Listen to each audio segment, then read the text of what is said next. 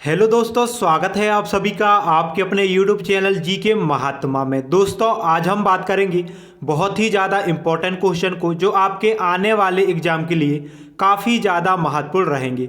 तो चलिए दोस्तों बात करते हैं हमारी आज की फर्स्ट क्वेश्चन के बारे में।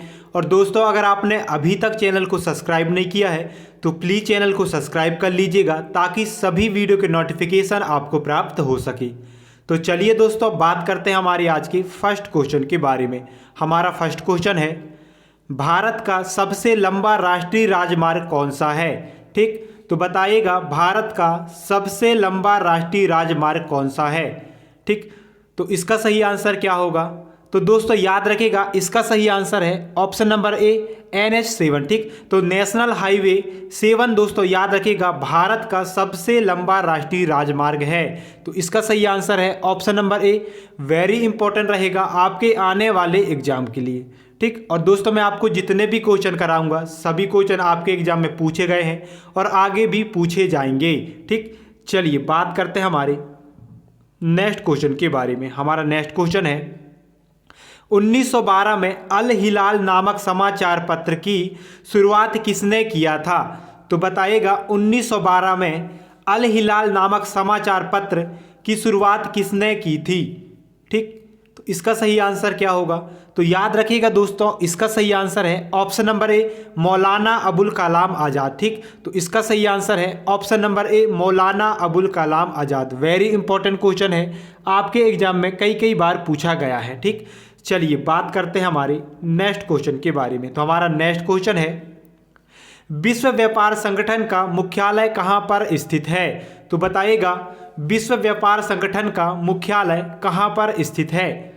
ठीक, तो दोस्तों याद रखिएगा इसका सही आंसर है ऑप्शन नंबर सी जेनेवा में। ठीक, जिनेवा में दोस्तों याद रखिएगा विश्व व्यापार संगठन का मुख्यालय स्थित है। वेरी इंपॉर्टेंट क्वेश्चन है, आपके एग्जाम में कई बार पूछा गया है। और दोस्तों अगर आपने अभी तक चैनल को सब्सक्राइब नहीं किया है तो प्लीज़ चैनल को सब्सक्राइब कर लीजिएगा ताकि सभी वीडियो के नोटिफिकेशन आपको प्राप्त हो सके।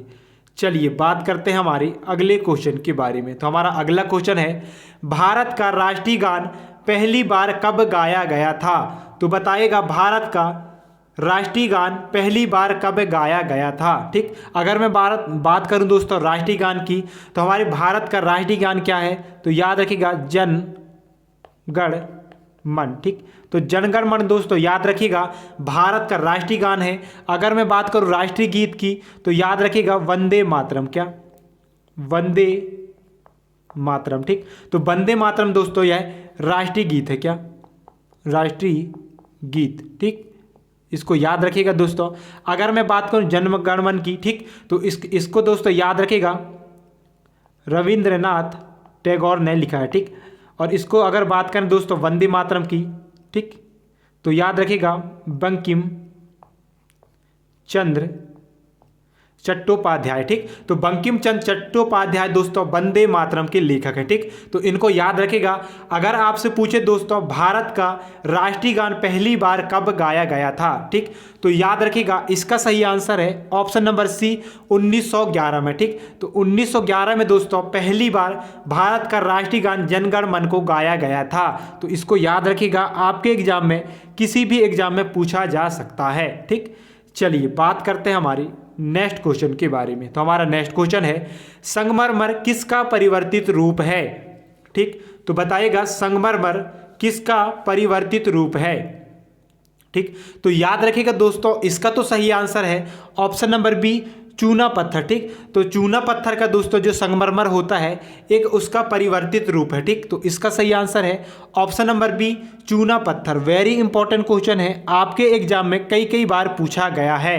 ठीक, चलिए, और दोस्तों अगर आपको वीडियो को लाइक नहीं किया है तो प्लीज़ लाइक कर दीजिएगा और अपने फ्रेंड के पास शेयर भी करते चलिएगा। ठीक, चलिए बात करते हैं हमारे नेक्स्ट क्वेश्चन के बारे में। और दोस्तों मैं आप सभी को बता दूं, मैं जितने भी क्वेश्चन करा रहा हूं सभी क्वेश्चन दोस्तों आपके प्रीवियस ईयर के एग्जाम में पूछे गए हैं, चाहे SSC का एग्जाम हो, चाहे रेलवे का एग्जाम हो, ठीक, या NTPC का एग्जाम हो, या किसी भी अदर दोस्तों जो स्टेट लेवल के एग्ज़ाम होते हैं सभी में ये क्वेश्चन पूछे गए हैं। तो दोस्तों ध्यान से देखना है वीडियो को और लास्ट तक देखना है। ठीक, चलिए इसका सही आंसर क्या होगा? सन 1922 में चोरी चौरा कांड के बाद महात्मा गांधी ने किस आंदोलन को स्थगित कर दिया था? वेरी इंपॉर्टेंट क्वेश्चन है दोस्तों, स्टार लगा लीजिएगा। ठीक, तो बताइएगा इसका सही आंसर क्या होगा? तो दोस्तों याद रखिएगा, इसका तो सही आंसर है ऑप्शन नंबर ए, असहयोग आंदोलन। ठीक, तो असहयोग आंदोलन दोस्तों इसका सही आंसर हो जाएगा। ठीक, तो चौरा चौरी कांड दोस्तों याद रखिएगा, महात्मा गांधी ने इस आंदोलन को स्थगित कर दिया गया था। ठीक, कब किया था?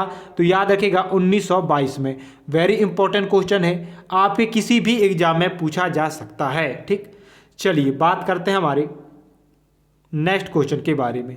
तो हमारा नेक्स्ट क्वेश्चन है, असहयोग आंदोलन को और किस नाम से जाना जाता है? स्टार लगा लीजिएगा दोस्तों, आपके एग्जाम में पूछा जाएगा। ठीक, तो बताइएगा असहयोग आंदोलन को और किस नाम से जाना जाता है? ठीक, तो याद रखिएगा दोस्तों, इसका सही आंसर है ऑप्शन नंबर डी, सविनय अवज्ञा आंदोलन। ठीक, तो दोस्तों असहयोग आंदोलन को सविनय अवज्ञा आंदोलन के नाम से भी जाना जाता है। इसको आपको याद रखना है, वेरी इंपॉर्टेंट क्वेश्चन है आपके एग्जाम के लिए। चलिए बात करते हैं हमारे नेक्स्ट क्वेश्चन के बारे में। तो हमारा नेक्स्ट क्वेश्चन है, देश स्वतंत्रता के समय भारतीय राष्ट्रीय कांग्रेस के अध्यक्ष कौन थे? तो बताइएगा भारत देश स्वतंत्रता के समय भारतीय राष्ट्रीय कांग्रेस के अध्यक्ष कौन थे?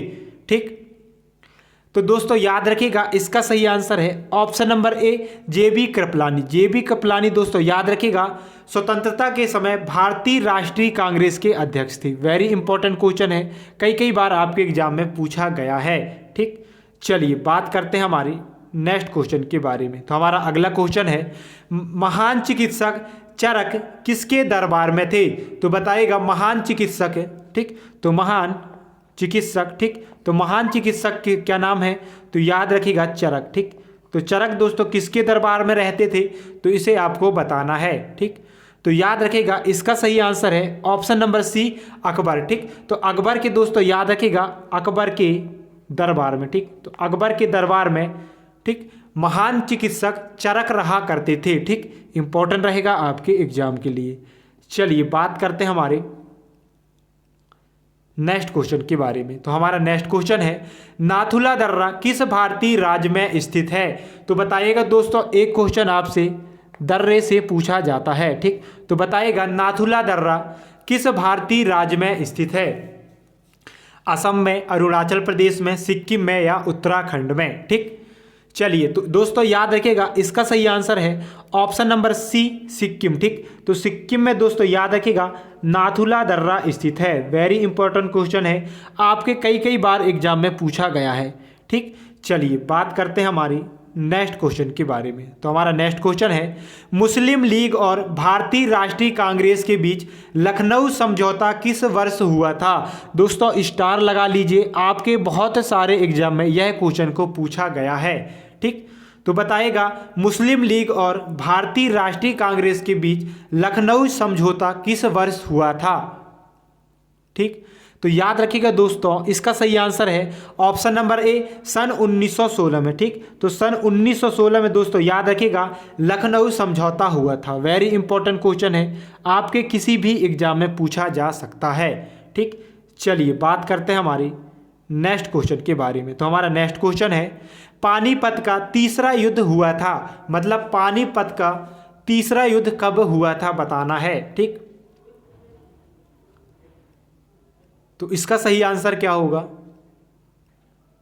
ठीक, तो इसका सही आंसर है ऑप्शन नंबर सी, मराठा और अहमद शाह अब्दाली के बीच। ठीक, तो मराठा और अहमद शाह अब्दाली के बीच दोस्तों याद रखिएगा पानीपत का तीसरा युद्ध हुआ था। वेरी इंपॉर्टेंट क्वेश्चन है, आपके किसी भी एग्जाम में पूछा जा सकता है। ठीक, चलिए बात करते हैं हमारी नेक्स्ट क्वेश्चन के बारे में। तो हमारा नेक्स्ट क्वेश्चन है, निम्नलिखित में से किस भारतीय राज्य की सीमा चीन, नेपाल और भूटान से मिलती है? तो कौन सा ऐसा राज्य है दोस्तों भारत का जिसकी सीमा चीन, नेपाल, ठीक, और भूटान देश, ठीक, तो चीन, नेपाल और भूटान देश से मिलती है। ठीक, तो इसका सही आंसर क्या होगा? तो याद रखिएगा, इसका सही आंसर है ऑप्शन नंबर सी। ठीक, ऑप्शन नंबर सी सिक्किम। ठीक, तो सिक्किम की जो सीमा है दोस्तों याद रखिएगा चीन, नेपाल और भूटान देश से मिलती है। वेरी इंपॉर्टेंट क्वेश्चन है, आपके कई कई एग्जाम में पूछा गया है। ठीक, चलिए बात करते हैं हमारी नेक्स्ट क्वेश्चन के बारे में। और इससे पहले दोस्तों अगर आपने चैनल को सब्सक्राइब नहीं किया है तो प्लीज़ चैनल को सब्सक्राइब कर लीजिएगा ताकि सभी वीडियो के नोटिफिकेशन आपको प्राप्त हो सके। चलिए इसका सही आंसर बताइएगा। विश्व विकलांग दिवस प्रत्येक वर्ष किस दिन मनाया जाता है? तो बताइएगा विश्व विकलांग दिवस प्रतिवर्ष किस दिन मनाया जाता है? ठीक, तो याद रखिएगा इसका सही आंसर है ऑप्शन नंबर बी 3 दिसंबर को। ठीक, तो 3 दिसंबर को दोस्तों याद रखिएगा प्रतिवर्ष, ठीक 3 दिसंबर को प्रतिवर्ष विकलांग दिवस, क्या विकलांग दिवस, ठीक इसको याद रखना है। विकलांग दिवस दोस्तों याद रखिएगा प्रतिवर्ष 3 दिसंबर को मनाया जाता है। इंपॉर्टेंट है, आपके एग्जाम में पूछा जाएगा। ठीक, चलिए बात करते हैं हमारी अगले क्वेश्चन के बारे में। तो हमारा अगला क्वेश्चन है हॉपमैन कप का संबंध किस खेल से है? ठीक, तो बताइएगा हॉपमैन कप का संबंध किस खेल से है? ठीक, तो याद रखिएगा इसका सही आंसर है ऑप्शन नंबर ए टेनिस। ठीक, तो टेनिस से दोस्तों याद रखिएगा हॉपमैन कप संबंधित। ठीक, तो हॉपमैन अगर आपसे पूछा जाए तो याद रखिएगा टेनिस खेल से संबंधित है। ठीक, वेरी इंपॉर्टेंट क्वेश्चन है, आपके एग्जाम में किसी भी एग्जाम में पूछा जा सकता है। ठीक, चलिए दोस्तों आप सभी लोग कमेंट बताइएगा फुटबॉल का संबंध किस खेल से संबंधित है और हॉकी का। ठीक, क्रिकेट का मैं आपको बता देता हूं। तो दोस्तों याद रखिएगा क्रिकेट में रणजी ट्रॉफी, ठीक रणजी ट्रॉफी, इसके अलावा सैयद मुश्ताक अली ट्रॉफी, ठीक अली ट्रॉफी, इसके अलावा दोस्तों दिलीप ट्रॉफी। ठीक, तो ये सभी दोस्तों क्रिकेट के टूर्नामेंट है। ठीक, चलिए बात करते हैं हमारे अगले क्वेश्चन के बारे में। तो हमारा अगला क्वेश्चन है कौन सी खाड़ी भारत और श्रीलंका को एक दूसरे से अलग करती है? ठीक, बताइएगा कौन सी ऐसी खाड़ी है जो कि भारत और श्रीलंका को अलग करती है? ठीक, तो इसका सही आंसर है ऑप्शन नंबर सी मन्नार की खाड़ी। ठीक, तो मन्नार की खाड़ी दोस्तों याद रखिएगा भारत और श्रीलंका को अलग करने का काम करती है। ठीक, इसको याद रखिएगा आपके एग्जाम में पूछा जा सकता है। ठीक, चलिए बात करते हैं हमारे नेक्स्ट क्वेश्चन के बारे में। तो हमारा नेक्स्ट क्वेश्चन है म्यांमार की मुद्रा क्या है? तो बताइएगा म्यांमार की मुद्रा क्या है? ठीक, तो दोस्तों याद रखिएगा इसका सही आंसर है ऑप्शन नंबर सी क्यात। ठीक, तो क्यात दोस्तों याद रखिएगा म्यांमार की मुद्रा है। ठीक, इंपॉर्टेंट रहेगा आपके एग्जाम के लिए। चलिए बात करते हैं हमारे नेक्स्ट क्वेश्चन के बारे में। तो हमारा नेक्स्ट क्वेश्चन है निम्न में से कौन अरावली पर्वतमाला की सबसे ऊंची चोटी है?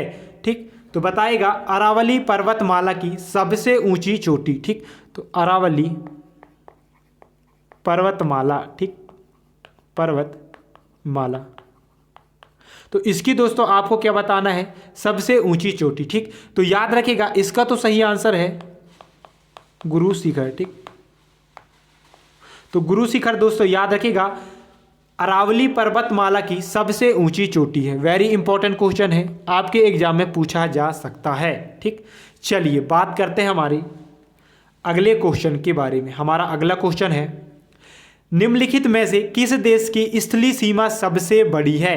तो बताइएगा कौन सी ऐसा देश है जिसकी स्थलीय सीमा सबसे बड़ी है? ठीक, तो याद रखिएगा दोस्तों इसका सही आंसर है ऑप्शन नंबर बी चीन। ठीक, तो चीन की दोस्तों याद रखिएगा स्थलीय जो सीमा है सबसे बड़ी है। वेरी इंपॉर्टेंट क्वेश्चन है, आपके एग्जाम में पूछा जा सकता है। ठीक, चलिए बात करते हैं हमारी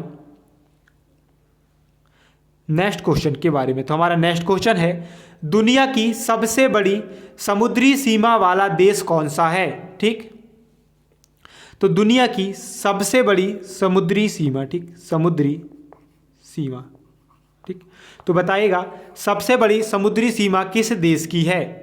ठीक, तो याद रखिएगा ऑप्शन नंबर डी कनाडा। ठीक, तो कनाडा देश की दोस्तों याद रखिएगा जो समुद्री सीमा है सबसे बड़ी है। ठीक, किस में? विश्व में। अगर बात करें दोस्तों विश्व की, तो सबसे बड़ी जो समुद्री सीमा है किसकी है? तो याद रखिएगा कनाडा की है। ठीक, इंपॉर्टेंट रहेगा, आपके एग्जाम में पूछा जा सकता है। ठीक, तो ये थे दोस्तों आज के टॉप 20 क्वेश्चन जो आपके आने वाले एग्जाम के लिए काफ़ी ज़्यादा महत्वपूर्ण होंगे। और दोस्तों याद रखिएगा, मैं जितने भी क्वेश्चन करा रहा हूँ सभी क्वेश्चन दोस्तों आपके एग्जाम में पूछे गए हैं, जो आपके आने वाले एग्जाम में भी काफ़ी बार रिपीटेड होते हैं। तो इनको दोस्तों बिल्कुल ध्यान से पढ़िएगा और वीडियो को अंत तक देखिएगा। और दोस्तों अगर वीडियो पसंद आता है तो प्लीज़ लाइक भी करिएगा और सभी फ्रेंड के पास शेयर भी कर दीजिएगा।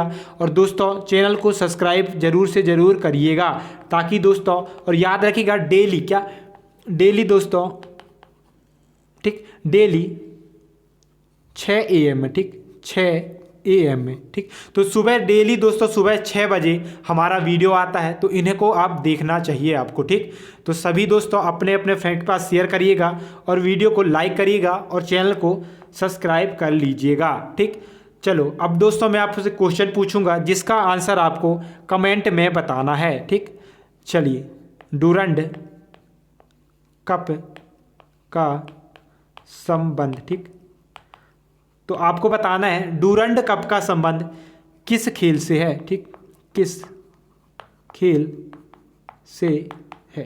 ठीक, तो इसका आंसर आपको दोस्तों कमेंट बॉक्स में बताना है। कहाँ पे?